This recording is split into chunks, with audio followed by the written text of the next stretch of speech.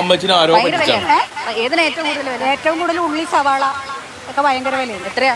160 രൂപ കിലോ ഉള്ളിക്ക്. 160 രൂപ ഒരു കിലോ ഉള്ളിക്ക്. ചെറിയ ഉള്ളിക്കാണെന്ന് വിചാരിച്ചു. ചെറിയ ഉള്ളിക്ക് സവാള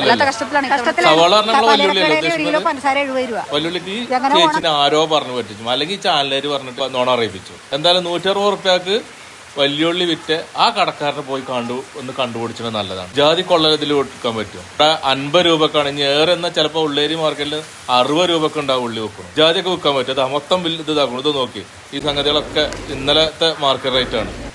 ഇവിടെ സൂപ്പർ മാർക്കറ്റിലാണ്.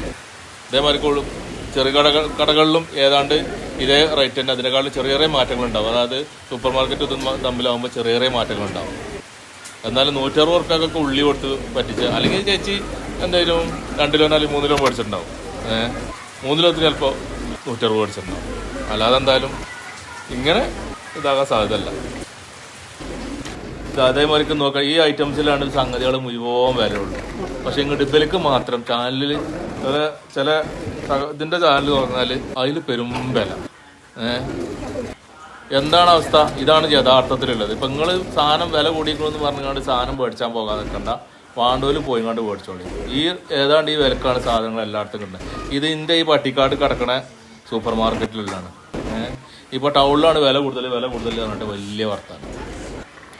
എന്താണ് കാര്യങ്ങളൊക്കെ ഒന്ന് നോക്കി കൊടുത്ത് മാറും.